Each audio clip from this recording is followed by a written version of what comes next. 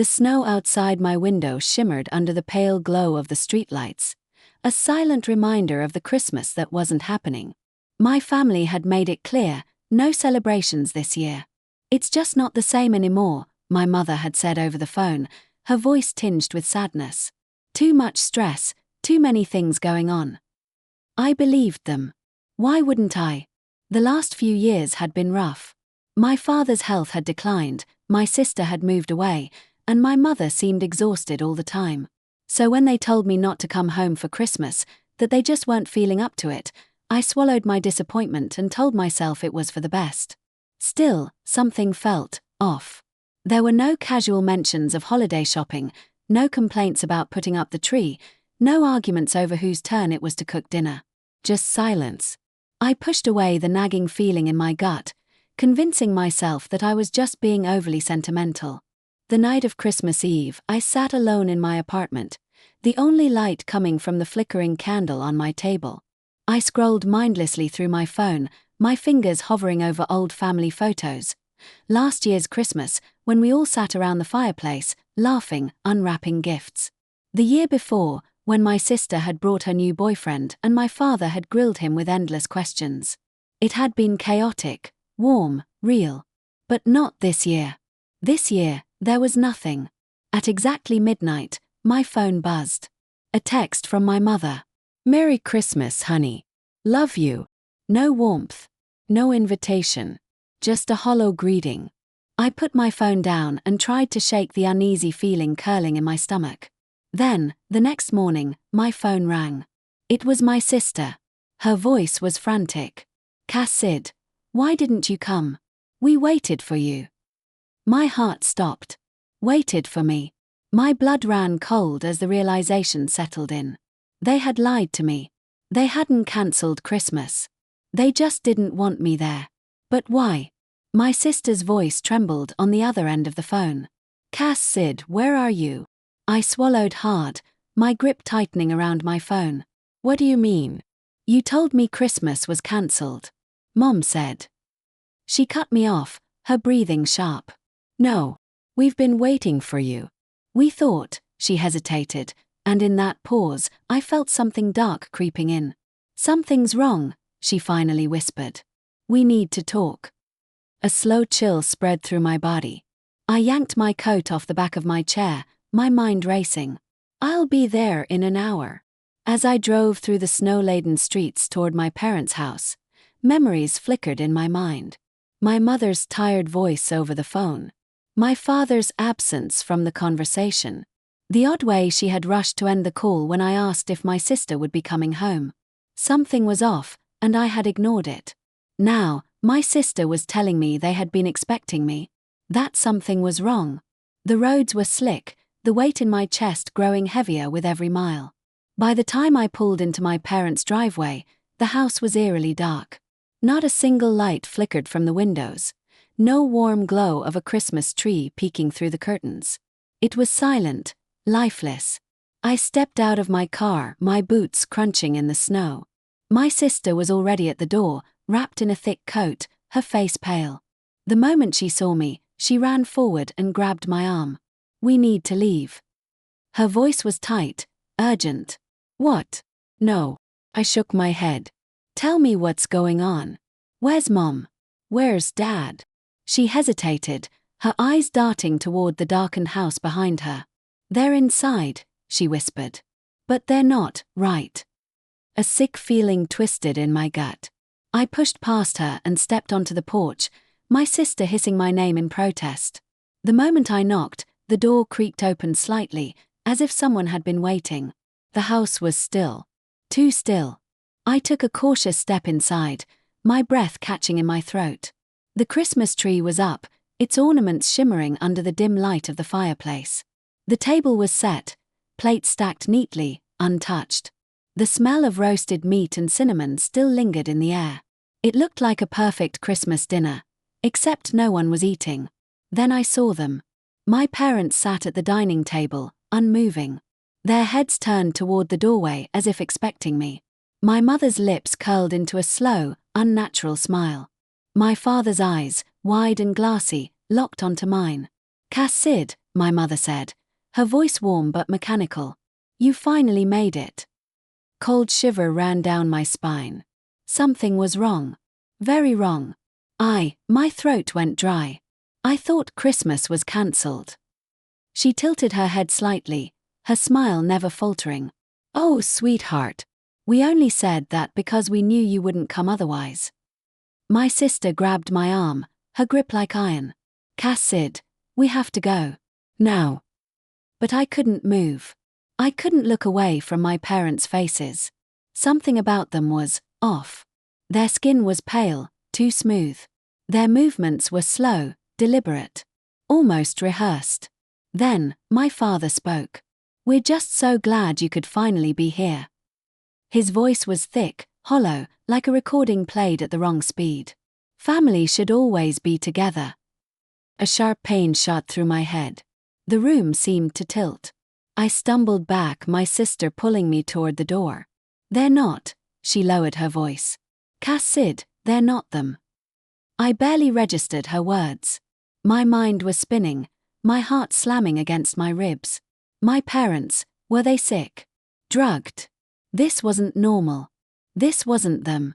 I don't understand, I muttered, my voice barely audible. My mother stood up. Too smoothly. Too quickly. Come sit with us, she said, stepping toward me. We've waited long enough. My sister yanked me backward just as my mother's arm reached out. Too long, her fingers stretching unnaturally. I let out a strangled gasp. That wasn't my mother. It couldn't be. I stumbled outside, my sister slamming the door behind us. She was already dragging me toward the car when I found my voice. What the hell is happening? I shouted. What was that? What happened to them? She didn't answer until we were in the car, speeding away from the house. Her hands were shaking on the wheel. They called me last night, she said, her voice thin and unsteady. Said the same thing they told you, that Christmas was cancelled, that they weren't up for it. But then, early this morning, Mom called again. She swallowed hard. She was different. She kept saying, "Where's Cass Sid? Why didn't Cass Sid come?" Over and over. Like she didn't remember telling us not to come. A sick realization settled in my stomach. They wanted me there. My voice came out hollow. My sister nodded, gripping the wheel tighter. But I don't think it was them asking. The car sped through the quiet, snow-covered roads, the dark outline of our family home disappearing behind us. My heart pounded against my ribs, my mind reeling. Something had been waiting for me. And now, it knew I was here. The drive away from our parents' house felt like a fever dream, my mind struggling to grasp what had just happened. My sister's knuckles were white on the steering wheel, her breathing shallow as we sped through the snow-covered roads. Neither of us spoke for a long time, the weight of what we had seen pressing down like a suffocating force. The image of my mother's unnatural smile, my father's hollow voice, the way their movements seemed rehearsed, it was burned into my mind, making my skin crawl with unease. Finally, I broke the silence. Where are we going? My voice sounded foreign, weak. She swallowed hard, keeping her eyes locked on the road. I don't know. Away. That wasn't good enough. You said we needed to talk. Tell me what's going on. She hesitated, her fingers gripping the wheel even tighter. Mom called me this morning. She sounded normal at first, but then she started asking about you. Over and over. Where's Cass Sid? Why didn't Cass Sid come? She wouldn't stop. It was like she didn't even remember telling us Christmas was cancelled. A cold sensation crawled up my spine. But she did remember. She was the one who told me not to come. That's what I thought, too, my sister said. But then Dad got on the phone. She paused, taking a shaky breath. It sounded like him, but different. Like someone imitating his voice. He said, "It's almost midnight. Cass Sid will be here soon. We need to be ready." My stomach clenched. They had been waiting for me, expecting me, even though I had no intention of coming until my sister called. I looked at her, my mouth dry. They weren't surprised to see me tonight. She nodded grimly. Because they knew you'd show up eventually. Silence filled the car, thick and heavy.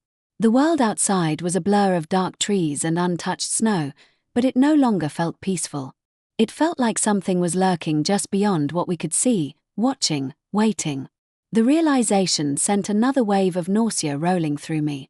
"We can't go back," I whispered. "We won't," my sister said, jaw tight. "But we need answers. We can't just run forever." A name flashed in my mind, unbidden. Grandma. My sister turned her head sharply toward me. "You were thinking the same thing." I nodded. She used to tell us stories. Stories we thought were crazy. I swallowed hard, the memories resurfacing in eerie detail. Remember how she always warned us about the things that watch from the dark? Her face paled. She said they could take people, wear their skin. We had laughed at those stories as kids, dismissed them as paranoid ramblings. But now, sitting in a freezing car with the knowledge that something unnatural had replaced our parents, Grandma's words felt less like fiction and more like a warning we had been too blind to see. "We leave first thing in the morning," my sister said. Neither of us slept that night. Every small sound, every creak of the motel building made my heart race. At some point, exhaustion must have pulled me under, because I woke with a start to my sister shaking me violently. Her face was pale with fear. "Look outside," she whispered. My stomach churned as I stumbled to the window. The parking lot was empty, except for one car. Our parents' car. It sat motionless, its engine off, but something about it felt wrong. As if whoever was inside wasn't just waiting, but watching. A deep, suffocating dread settled over me. Then, the room phone rang. We both jumped, frozen in place. It rang again. And again. The shrill sound cut through the silence like a blade. Neither of us moved. Then, my cell phone buzzed. I hesitated before pulling it out, dread pooling in my stomach. Mum calling. The screen glowed in the dim room, her name standing out like a warning. My fingers trembled as I declined the call. A message popped up immediately after. "Come home. We made breakfast." My breath hitched. "We have to go," I said, my voice shaking. My sister nodded, already grabbing her bag. We slipped out through the back door of the motel, trying to stay quiet, trying not to look at the car. But I could feel it. The presence. The knowing. It was them, and they weren't leaving without us. We jumped into my car, my sister fumbling with the keys as my hands shook uncontrollably. The moment the engine roared to life, my phone buzzed again. I didn't want to look, but I did. "Don't run.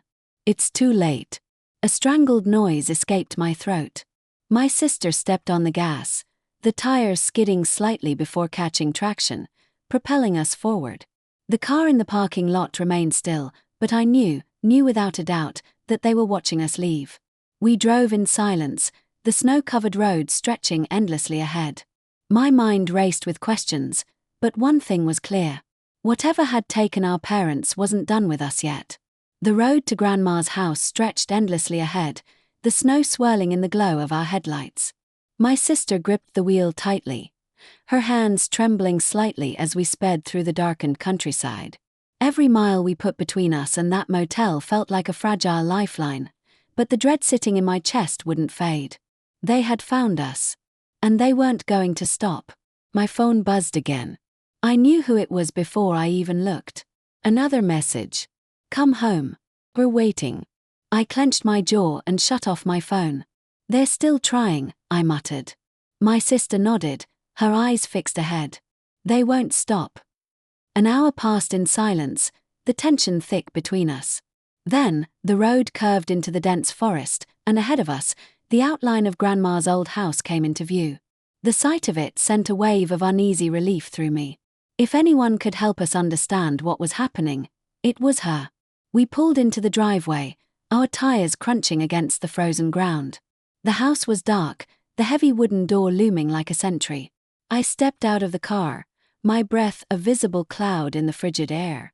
My sister followed close behind, glancing nervously at the tree line surrounding us. Something about the night felt wrong. I knocked once, then twice.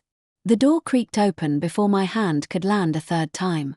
Grandma stood in the doorway, her aged face lined with exhaustion but her sharp eyes scanning us with quiet understanding. She took one look at us and nodded. "You saw them." The words sent a chill through me. We stepped inside without hesitation, and she shut the door behind us, locking it with an iron bolt. The house smelled of aged wood and burning sage, a stark contrast to the sterile, unnatural scent that had lingered in our parents' house. The living room was dimly lit by a single oil lamp, casting long shadows against the walls. Grandma sat down heavily in her old wooden chair, motioning for us to sit. "Tell me everything." My sister and I took turns recounting what had happened. The strange phone calls, the way our parents moved, the feeling of something deeply unnatural wearing their faces. With each word, Grandma's expression darkened. When we finished, she closed her eyes for a long moment before speaking. "They've been taken," she murmured. "Their bodies still walk, but they aren't inside anymore." A lump formed in my throat. "Then what is?" Grandma leaned forward, her voice low and grave. "There are things older than us, older than this world. They watch from the dark, waiting for moments of weakness. And on certain nights, especially the long winter nights, they take what they want." My sister paled. "But why us? Why our family?" Grandma sighed. "Because we were warned, and we didn't listen." She turned her gaze to me. "You were the last piece. The one they needed." A deep dread settled in my stomach. Needed for what? Before she could answer, the oil lamp flickered violently. A gust of wind rattled the windows, and then, a knock at the door. The three of us froze. Another knock. Slow, deliberate. Then a voice, sickly sweet and familiar. "Cass Sid, honey. It's cold out here. Let us in." My blood ran ice cold. My sister grabbed my arm, her nails digging into my skin. "Don't open it," Grandma whispered. The doorknob rattled. A deep, slow breath came from the other side, fogging the frosted glass panel on the door. Then my father's voice, low, steady. "You shouldn't have left. It's Christmas, after all. We're supposed to be together." I covered my mouth to keep from making a sound. A shadow moved behind the glass, tall, wrong, stretching in ways it shouldn't. Grandma rose from her chair, her frail frame seeming stronger than it should be. She reached for a drawer, pulling out a rusted iron knife. She placed it in my hand. "You know what you have to do." Tears burned at my eyes. "That's not them." She shook her head. "No. And if they get in, neither will we be." A heavy silence fell over the room. The knocking stopped. Then, a whisper slid through the door, thick and sickly. "Cass Sid, open the door." The lights flickered. The fire in the hearth dimmed. My fingers curled around the handle of the knife. Another knock. Then, the doorknob turned. The doorknob twisted slowly, the creaking sound slicing through the silence like a blade. My breath hitched as my grip tightened around the rusted iron knife. My sister stood frozen beside me, her face pale with terror. Grandma didn't move, her eyes locked onto the door, her lips moving in a silent prayer. Then, the knocking stopped. A thick, suffocating stillness filled the room. No footsteps. No breath. Just the weight of something unnatural waiting on the other side. And then the voice came again. "Cass Sid, please, sweetheart." My mother's voice, trembling with false warmth. "We're so cold out here. Just open the door." I squeezed my eyes shut, forcing myself to remember the way she had moved at the dinner table, the way her fingers had stretched too long, the way her lips had curled into a smile that didn't belong to her. That wasn't my mother.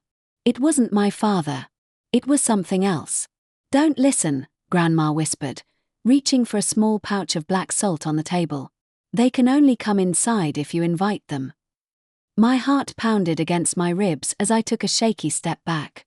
The house was old, sturdy, but against them, against whatever had taken our parents, it felt paper-thin. A slow scrape of nails against would send a violent shiver down my spine. Then, the voice changed. It was my father's now. Low hollow. "You're making a mistake." The sweetness was gone, replaced by something cold, something ancient. "You think you can run from us." A low chuckle, humorless and devoid of life. "We already have you." A sharp knock shook the door violently, rattling the walls. My sister gasped, clutching my arm. I turned to Grandma, panic flooding my veins. "What do we do?" I whispered. Grandma's weathered face was set in stone. "They are desperate," she said quietly. "That means they are weak. We can break their hold." I swallowed hard. "How?" She motioned to the fireplace. "Fire, iron, salt. The oldest protections. But you must let go," Cass said.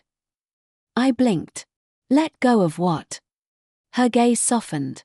The guilt. The grief. A lump formed in my throat. For years, I had carried the weight of distance from my family, the slow unraveling of what we once were. I had convinced myself that Christmas was cancelled because they no longer cared, because I no longer fit. But the truth was, I had been afraid. Afraid to face what we had become.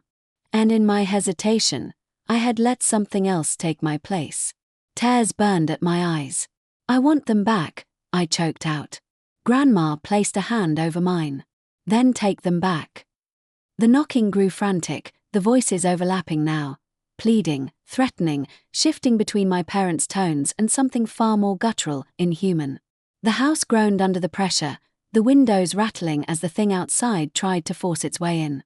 Grandma moved quickly, drawing a circle of salt around the door while my sister threw the iron poker from the fireplace into the flames. The metal hissed and sparked, glowing bright. I took a deep breath, stepping forward, the iron knife clutched in my hand. "You're not my parents," I said, my voice shaking but firm. "You never were." The whispering stopped. Silence. Then, a deafening, bone-chilling screech erupted from the other side of the door, a sound so unnatural that my knees nearly buckled. The walls trembled as the lights flickered wildly, shadows twisting in the corners of the room. The thing outside slammed against the door one last time, the force of it shaking the house to its foundation. Then nothing. The air grew still. The fire in the hearth roared back to life, the warmth pushing away the icy grip that had settled over the room. I exhaled shakily, the weight on my chest slowly lifting. My sister let out a ragged breath. Is it over?" Grandma nodded solemnly. "For now." I swallowed hard, my body trembling as I slowly uncurled my fingers from around the knife. It was warm now, pulsing slightly, as if it had absorbed the energy of what had just happened. I turned to the window, staring out into the darkened forest. The snow was untouched, no footprints, no sign that anything had been there at all. But I knew better. We had won this battle, but I had no doubt they would try again. I looked at my sister, at Grandma, at the house that had just barely protected us. The fire crackled softly, a steady, comforting sound. I took a deep breath. "We need to find Mom and Dad." Grandma gave me a sad, knowing look. "They're gone," Cass said. I clenched my jaw. "Then we bring them back." My sister stared at me, her eyes wide, but she didn't argue. Outside, the wind howled through the trees, carrying with it a whisper I barely heard. "This isn't over." The fire crackled softly in the hearth, casting long shadows across the walls. The house was quiet now, but the weight of what had happened still pressed down on my chest. My sister sat beside me, her arms wrapped around herself, staring into the flames as if searching for answers in the embers. Grandma remained standing near the door, watching, listening, her aged hands clutching the iron knife that had saved us. None of us spoke for a long time. The reality of it all settled deep into my bones. Our parents were gone. Their bodies still walked, their voices still spoke, but it wasn't them.